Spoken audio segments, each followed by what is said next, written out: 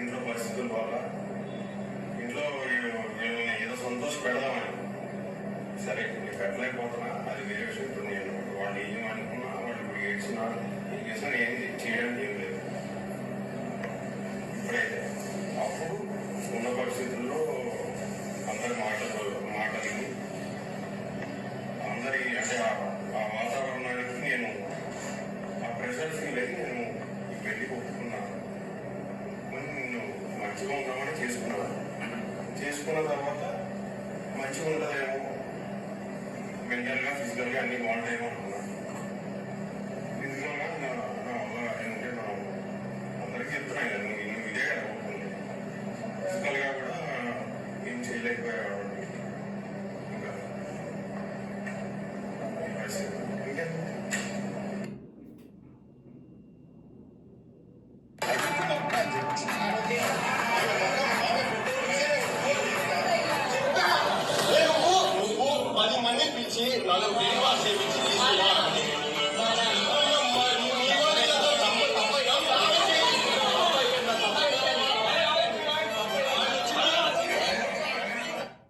నేను పెళ్ళికి పనికిరాను, నేను శారీరకంగా కూడా ఏం చేయలేకపోతున్నాను, మానసికంగా కూడా ఏమి చేయలేకపోతున్నాను అని స్వయంగా ఇప్పుడు జోగి రమేష్ కొడుకే రాజీవ్ చెప్తున్నాడు. నన్ను బ్రెయిన్ వాష్ చేశారు, నన్ను పెళ్లికి సిద్ధం చేశారు, ఇప్పుడు ఎవరేమనుకున్నా నేనేం చేయలేను, ఆ అమ్మాయికి అయితే అన్యాయం చేశాను.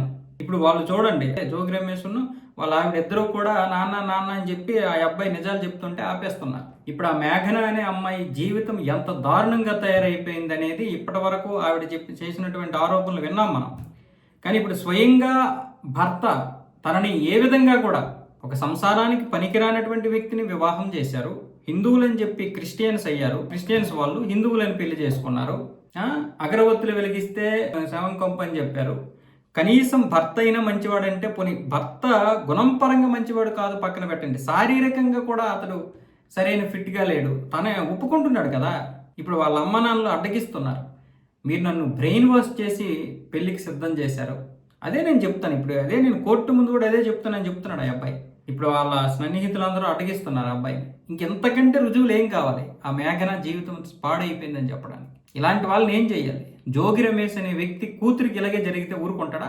కూతురికి ఇలాంటి అల్లుడే వస్తే ఊరుకుంటాడా? ఒక వ్యక్తి ఒక అమ్మాయి జీవితాన్ని అలాంటి వ్యక్తికి ఇచ్చి పెళ్లి చేసింది కాక టార్చర్ పెడతారా? మళ్ళీ 5 కోట్ల రూపాయలు కావాలని చెప్తారా?